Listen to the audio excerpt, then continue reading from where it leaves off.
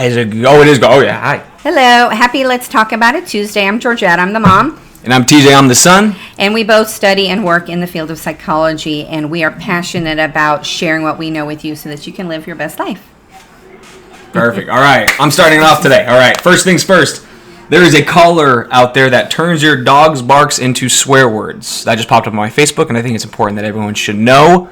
Look into it. Okay. But what I'm going to start off with actually is a discussion that I had with a viewer known Ryan Geller. Shout out Ryan. Great talk. You're my man. All right. So I'm going to quote him right now. So I'm just going to hit you with the discussion here because otherwise I will forget. I love the Hope podcast. I think you guys hit some really important points. That being said, I want to argue that while hope is great, wouldn't you say it's more simply a foundation for belief? I can hope that something will happen, but if I only hope, there's no substance to it. However, if I truly believe something will happen and I believe in myself, then I will do whatever it takes to achieve my goal. Similar to visualization, I can dream as much as I want, but if I visualize it and run through every detail about what I want, then it comes down to the nitty-gritty. I will know exactly what it takes to achieve what my goal is, as if I had already done it before. Okay. And then he added on, Seneca once said, works, not words. And I think that kind of sums up my argument. Hope is essentially just words, whereas belief is works. Okay, so that was him, and here was my response. Okay, I would also say that hope is a foundation for belief. Yes, that is why we spent the entirety of the time building that foundation, because the stronger that foundation is, the better likelihood that someone will motivate themselves to go out and reach that next foundational level, where that would be beliefs. Beliefs get shaken easier from an extrinsic and subconscious standpoint compared to hope, which is why we focus on that part first. The stronger the hope, the better likelihood that you are going to believe in yourself, your purpose, and your passion. The visualization is where you prepare your body and mind for that nitty-gritty, because the better one prepares for it, the more someone has a conscious control over the effects that the nitty and gritty could have on the mind and body. Sorry, I'm getting all mumble-jumbled here. It's too many words. In all fairness to Seneca, the need to develop the words first in order to determine if what you are doing is working. That quote is great for someone with high hope, but for those who need more help with the planning and foundational work, building the hope in themselves and other helpful things is vital. And I put hope is essentially just words, whereas belief is works. Hope are words that are essential in order to better solidify the works that need to be done. The podcast was not so much that we believe in hope more than belief. It was simply that the topic was hope and not belief, but you might have just came up with the topic for this week, and you absolutely did do that for us, right? Thank you. And then he responded, because I just want to go in general how well of a conversation this went, because it seemed at one point we were kind of on opposite sides, and now just from actually listening and talking, we were always in agreement with one another. So he said, first off, I'm sorry, I hope you don't think I was critical of the podcast. Never thought that in the slightest. I absolutely loved it and agreed with your points, and I agreed with all yours as well. Just wanted to help my understanding, because I've often been against hope and more for belief, but the way you just explained everything makes a lot more sense, and I really liked your points here. You're right, you need the foundation of hope to set you up for a solid belief system, and your evaluation of Seneca's quote is perfect. I didn't take enough time to truly evaluate that quote. Thank you. I love getting philosophized. Haha, he put. And then I put, last thing, as do I hope you don't think I'm being critical of your answer, because I agreed with the entire answer. I absolutely love discussions and opportunities for growth such as these. What helped me in the beginning, because I had similar issues, is that it's not one or the other. It's a partnership between the two. And the P.S., Seneca is one of my personal favorite philosophers, so don't think that I'm saying that his quote is wrong. But it's fun to challenge some of those quotes you enjoy from your other philosophers. It's weird because I feel like everyone is right here. Between me and him, I feel like nobody was wrong, but we're apologizing. We're still being very respectful. Exactly, right? I like that. Like your points were right from your perspective, mine was right from mine, and Seneca was right from his standpoint regarding his quote. So it's kind of cool how everybody seems to be right just based on the perspective. So it was a great quote, and it was a great segue into what we're going to be going over today, which is belief. Right. It is very complex. These things are all interrelated, and thank you for giving us the opportunity now to expand upon what we were talking about. So hope is an emotion, and as TJ said, it drives us. Like opposite to what he said, if we had belief but no hope, we wouldn't do anything, right? So they work together. Belief is an attitude, it's a way of thinking. Mm-hmm. So a belief is an acceptance that a statement is true. And it's often our beliefs develop during childhood. We hear a message repeatedly, we start to believe it, right? And sometimes you can hear just the message once, but you internalize it, and you end up hearing it over and over again because you're the one doing it, right? And depends on if there was any traumatic moment or big, impactful moment. And even, like you said, it's more just the thoughts that keep going through our head. Right. That's why we talk about feeding it the good stuff, because the more you feed the good stuff, the more that you're going to trick your mind into the good stuff. Yeah, because when we hear something that upsets us, but then we start to believe in, then we start looking for evidence to support it, right? Oh, yeah, that's because I'm this. Yep, that's because I'm that. And then when we do something that contradicts that belief, we think, oh, that's an external factor. It's not internal. So we're still allowing ourselves to believe these false negative beliefs. And what happens is these beliefs turn into self-fulfilling prophecies, which then is our tendency to behave in ways that confirm our own expectations or other people's expectations. So it's just this cycle that continues. Very cool. A healthy self-belief is a realistic but optimistic evaluation of yourself and your abilities, and a sense of trust and confidence in yourself. And that's where we want to get to. Yeah, I like that. Where is that? Point to that to me. Where is everything? So right here.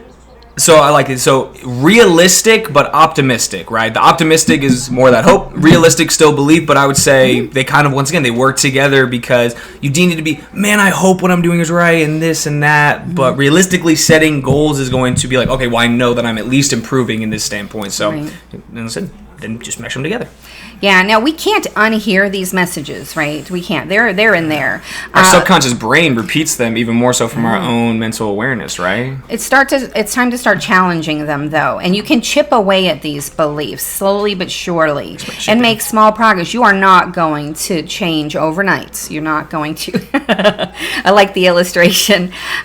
So one thing you can do is you can write down that negative core belief that you're focused on, like, I'm not good enough. Or I don't deserve love, or I can't do this, or I can't do that, because there's always going to be a laundry list of things that you can say from a cognitive standpoint that proves that you can do all of those things, that you should believe in yourself, because there's a lot of beautiful things about you, even though your mind can convince you that there aren't. Right. So once you have that identified, like you acknowledge that that is a belief that you have, then write down 3 pieces of evidence that prove that belief is false. Yep, challenging. Something else you can do, and I've done this, and I didn't realize why I was doing it, but you can reinvent yourself.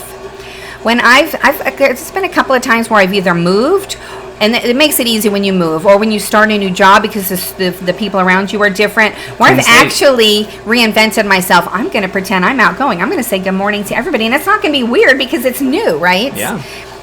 So when you have an opportunity to reinvent yourself, definitely take it. But if it's not that easy, you can chip away at that also. Small things. Yeah. Say, at this party, I'm going to be outgoing today. Let's see how it works. Like TJ said in another podcast, if you don't know somebody, you have an endless amount of things to talk about. Endless! Right? What was your dream when you were 5 years old? What was your favorite animal when you were 8 years old? What stupid thing did you do when you were 10? It's endless. Yeah, for sure. When you see evidence then that contradicts your beliefs, you need to jot it down in a notebook. Again, start chipping away at these old beliefs. Right?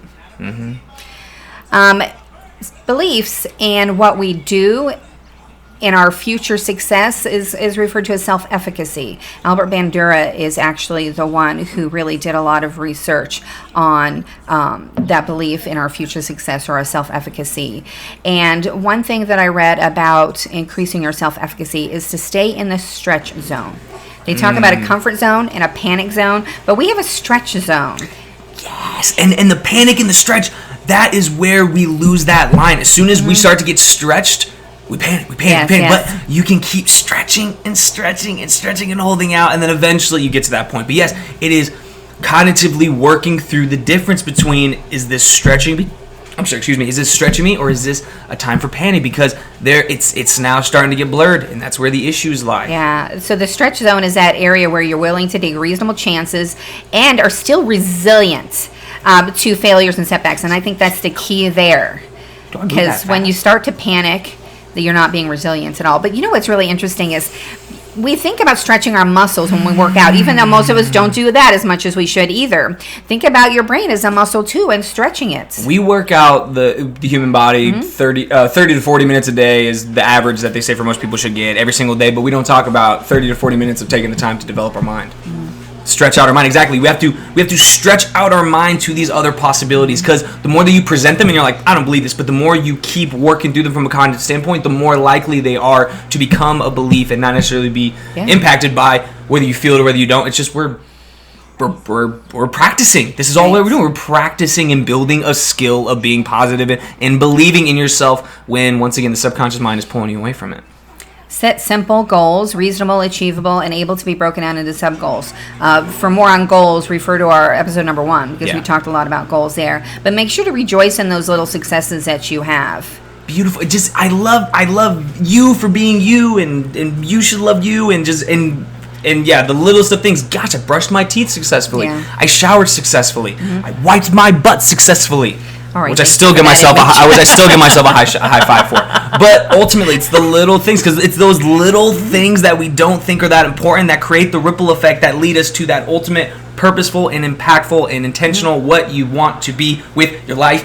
Can I get an amen? Amen. Yes. And look at the bigger picture. So look beyond short-term losses, because you're going to have them. You're going to have little setbacks. You need to be resilient and not focus on your short-term losses, but look at the bigger picture. Are you still headed in the right direction? You most likely are. This is most likely not a good enough reason to deter you from what you want, because you want it so badly, and I believe in you. You gotta believe in yourself. And then reframe your obstacles. They're challenges. Yes.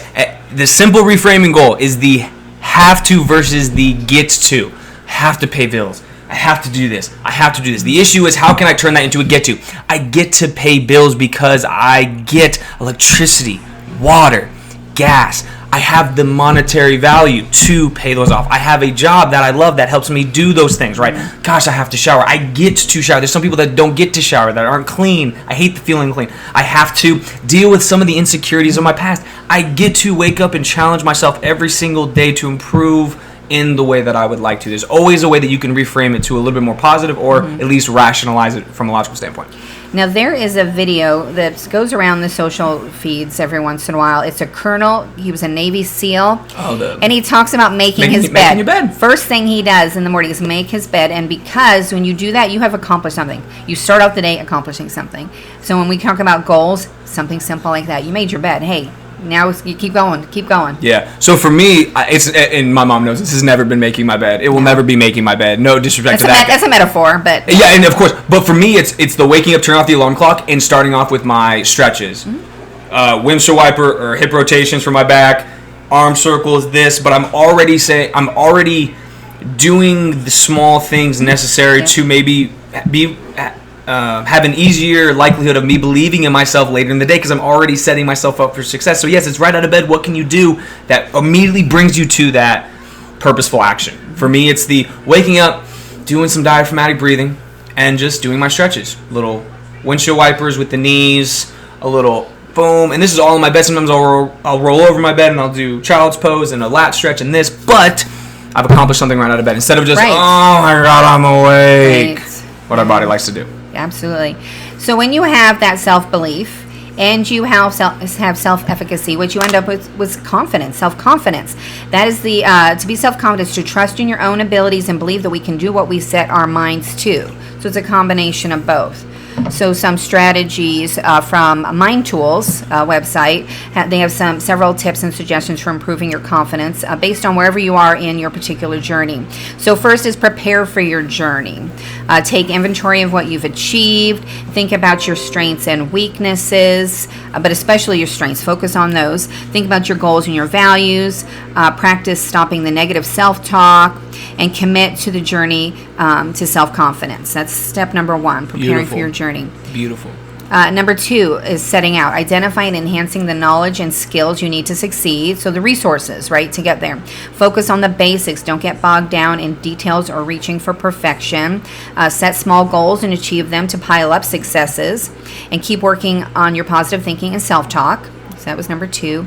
And number 3 is accelerating towards success. Celebrate those successes. Keep yourself grounded. Assess your current level of self-confidence and identify what strategies you can use to build it up.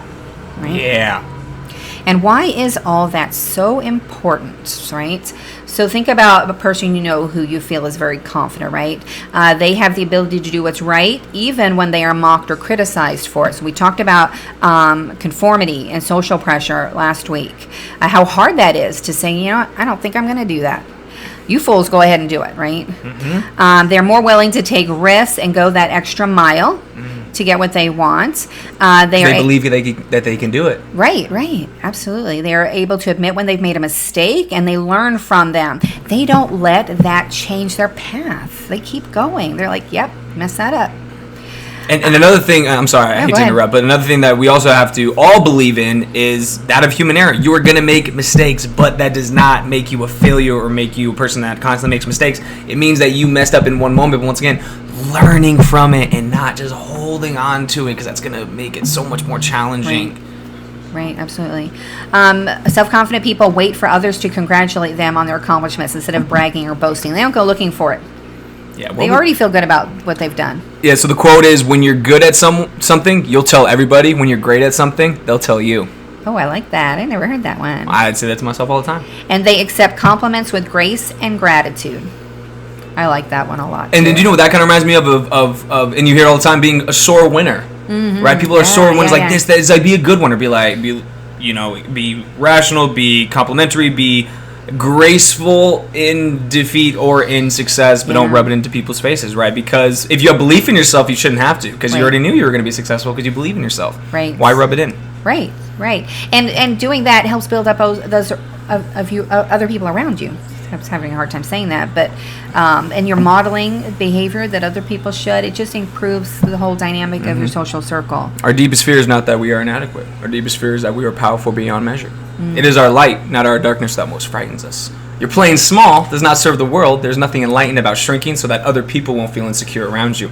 We were all meant to shine, as children do. It's not just in some of us, it's in everyone. So as we let our own light shine, we unconsciously give other people permission to do the same. As we are liberated from our own fear, our presence automatically liberates others. Bye. Wow. Okay, what do I say now? But actually... Mom, I'm going to bed.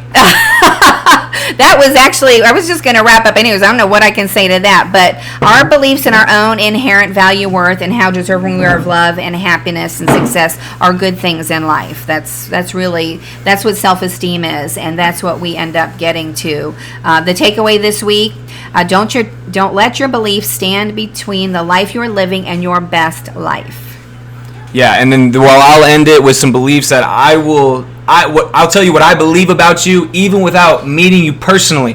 I believe that you are a champion in whatever... Oh, my finger went off. I believe that you can be a champion in whatever you choose to do. I believe that you're going to face a lot of difficulties, and I believe you can work through those difficulties. I believe that you can do all the things that you really want. I believe that you're also facing a lot of negative self-talk from the subconscious mind, and you just want to keep plowing through, and I believe that you can because I believe in you. Now you need to believe in yourself.